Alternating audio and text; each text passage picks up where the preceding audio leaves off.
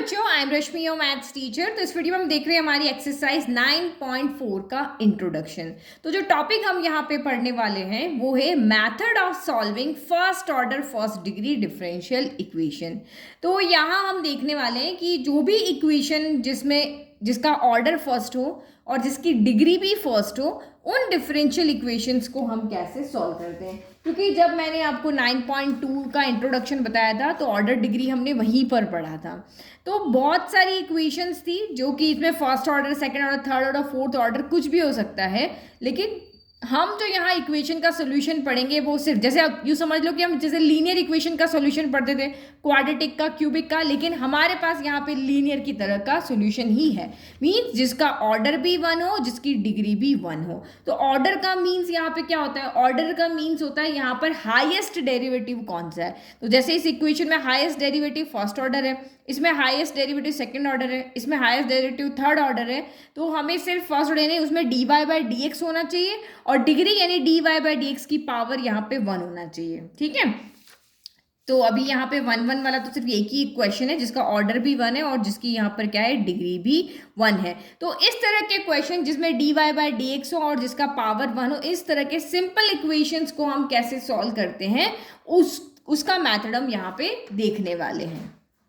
तो मैंने यहाँ पे एक इक्वेशन ले ली जो कि फर्स्ट ऑर्डर की है और जिसकी डिग्री भी वन है, यानी d y by order means highest order derivative और इसकी पावर आपका वन।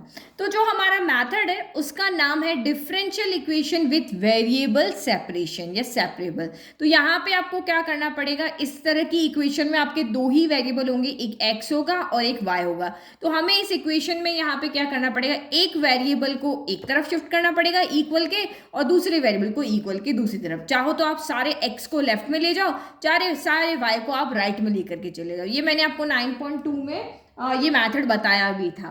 तो जैसे हमारी जो इक्वेशंस होगी वो इस फॉर्म में होगी कि वहाँ पे क्योंकि फर्स्ट ऑर्डर बोला है तो d y by d x वहाँ पे होगा ही और एक हमारा फंक्शन होगा जो कि एक्स वाई की फॉर्म में होगा। ये d y by d x वहाँ पे हो गई, ये आपका फंक्शन है जो या तो एक्स में होगा, वाई में होगा या फिर आपका दोनों में हो सकता है। तो इस तरह की डिफरेंशियल इक्वेशन आपको दी हुई होगी। अब इसमें से आपको क्या करना है, एक्स को एक तरफ शिफ्ट कर लेना है, वाई को एक तरफ शिफ्ट कर लेना है। जब आप ये शिफ्टिंग वाला काम यहाँ पे कर लो, जैसे हम अपने घर में करते हैं ना, ये तेरा सामान है इस तरफ, ये मेरा सामान है इस तरफ, बंटवारा जैसे होता है ना दो भाइयों में, वैसे आपको बंटवारा कर देना है। फिर उसके बाद में आपको इंटीग्रेट करके और ये फंक्शन आपको यहाँ पर निकालना है। तो एक्चुअल में हम यहाँ पे क्या कर रहे हैं, जो भी डिफरेंशियल इक्वेशन आपको दी है उसका जनरल सॉल्यूशन निकाल रहे हैं। आई होप आपको थोड़ा बहुत समझ में आया, बट अब जब हम एक एग्जांपल सॉल्व करेंगे तो आपको बहुत अच्छे से समझ में आएगा। अभी आपको 10-20% समझ में आया कि वेरिएबल डिफरेंशियल इक्वेशन को सॉल्व करना है, लेकिन जिसकी ऑर्डर वन, डिग्री वन होना चाहिए, उसी को इस मैथड से हम सॉल्व कर सकते हैं। इस मैथड में सारे एक्स को एक तरफ ले जाओ, एक्स डी एक्स सब एक तरफ, वाई डी वाई सब एक तरफ, उसके बाद आप इंटीग्रेट कर दो तो आपको उस डिफरेंशियल इक्वेशन का जनरल सोल्यूशन मिल जाएगा। अब एग्जाम्पल देखो, ठीक है। तो एग्जाम्पल से देखते हैं, क्योंकि ऐसा कुछ है नहीं मैथड में कि आपको यहाँ पे कुछ समझाए।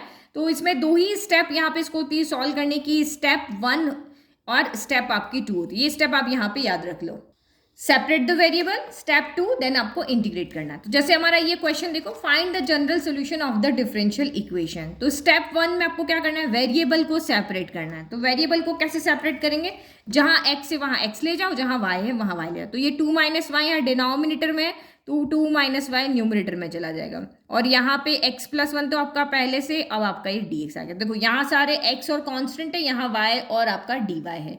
अब नेक्स्ट आपका यहाँ पे हमने स्टेप 1 को फॉलो किया, अब नाउ आप स्टेप 2 को फॉलो करो। तो सीधा आप यहाँ पे इंटीग्रेट कर लो, ये step number 2, integrating both side. तो integration of 2 minus y d y हो गया और यहाँ पे भी इंटीग्रेशन ऑफ x प्लस 1 आपका dx हो गया। चलो करो इंटीग्रेट। तो 2 का इंटीग्रेट क्या होगा, 2y हो जाएगा, क्योंकि कांस्टेंट में इसमें एक वेरिएबल आ जाता है। y का क्या हो जाएगा, y स्क्वायर बाय 2 हो जाएगा और प्लस आप चाहो तो यहाँ c1 लिख लो। ठीक है, फिर इक्वल टू इसका इंटीग्रेट करोगे, क्योंकि ये इनडेफिनेट है तो कांस्टेंट आएगा यहाँ पे, ये x स्क्वायर बाय 2 हो जाएगा, 1 का आपका x हो जाएगा प्लस आपका c2 हो जाएगा। तो इसका c1 c2 मिलके कोई भी एक कांस्टेंट यहाँ पे हम लिख देंगे। तो अब इसको सिर्फ एक सिंपल फॉर्म में कर दो, सबको एक तरफ लेकर के आप आ जाओ। ठीक है, तो यहाँ एक्स स्क्वायर पॉजिटिव है तो इनको हम इधर भेज देते हैं, तो इधर बच जाएगा 0।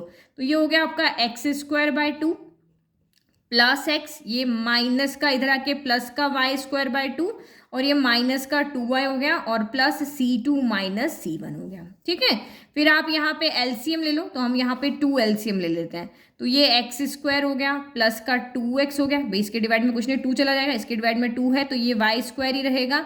ये आपका यहाँ पर 2 इसके डिवाइड में 1 है तो ये 4y हो जाएगा और ये प्लस आपका 2C2 माइनस 2C1 हो जाएगा। इनका कुछ जरूरी नहीं है, आप इसको लास्ट में हमें इनको सबको मिला के C ही लिखना है। 2 इधर चला गया 0 में, तो इक्वेशन क्या बची आपकी एक्स स्क्वायर बची, फिर ऑर्डर के अकॉर्डिंग, फिर आपकी वाई स्क्वायर बची, फिर आपका प्लस का 2x बची, फिर आपका माइनस का 4y बची। और इसको अगर हम यहाँ सॉल्व करें तो हम हमेशा एक कांस्टेंट की फॉर्म में दिखाते हैं। मान लो ये 5 आ रहा है और ये आपका 3 आ रहा है, तो 5 माइनस 3 2 हो गया, तो एक आंसर हम उसको मिला करके C लिख लेते हैं, तो और इक्वल में हम 0 लगा लेते हैं। तो this is the general solution of the equation first, है ना। ये आपका इस इक्वेशन का क्या है, जनरल सॉल्यूशन है, क्योंकि इसमें C इंक्लूड है। आपका C कुछ भी हो सकता है, एक्स वाई की वैल्यू पर डिपेंड करेगा, x1 है y2 है तो C अलग आएगा, x3 है y4 है तो C अलग आएगा, इसलिए जनरल सॉल्यूशन है। ठीक है, चलो एक एग्जांपल और देखते हैं कि वो भी इतना इजीली सॉल्व होता है नहीं।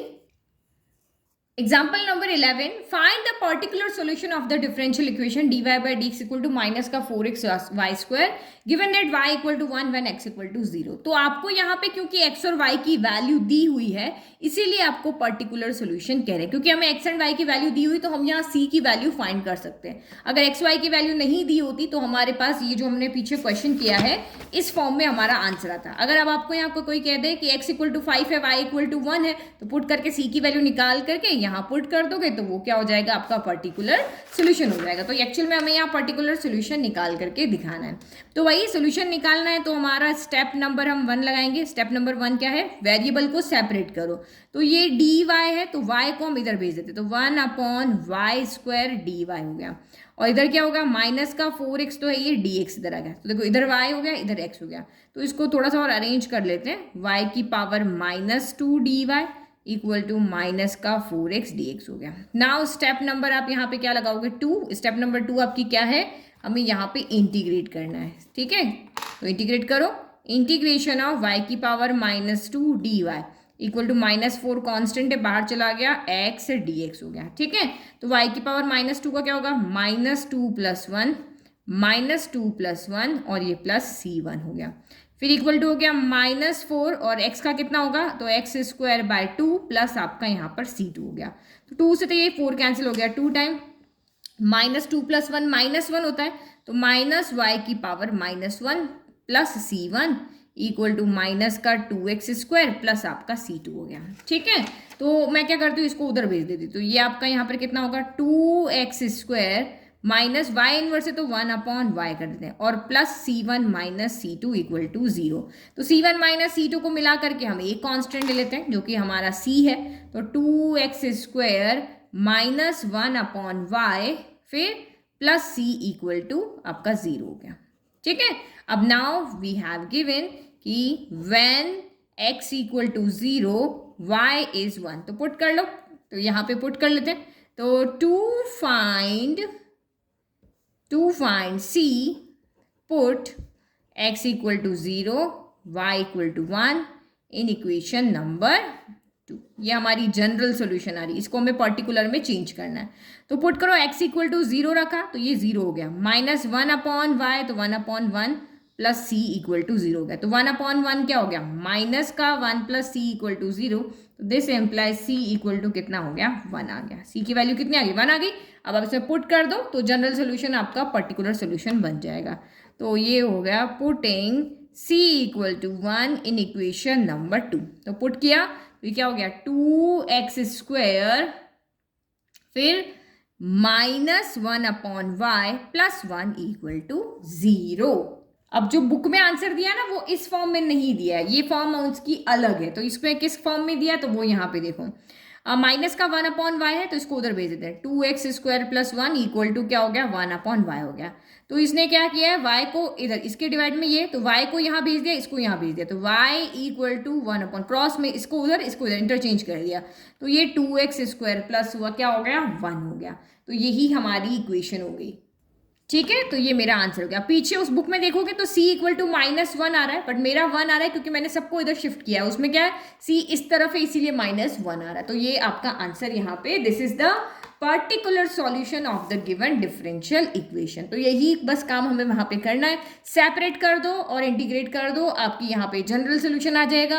अगर आपको पॉइंट्स दिए हुए तो उनको पुट करके आप पर्टिकुलर सोल्यूशन यहाँ पे बना लोगे। तो आई होप आपको ये इंट्रोडक्शन, बहुत ईजी इंट्रोडक्शन था जो बहुत अच्छे समझ में आ गया। अब फटाफट से आप एक्सरसाइज 9.4 जो है उसका एटलीस्ट आप क्वेश्चन 1 to 10 तो करके रख ही सकते हो। 1 to 10 तो बहुत ही इजी, क्योंकि इस एक्सरसाइज में टोटल 23 क्वेश्चन है, वर्ड प्रॉब्लम्स भी हैं, तो वो हम बाद में देखें। आप एटलीस्ट 1 to 10 सॉल्व कर लो। Thank you.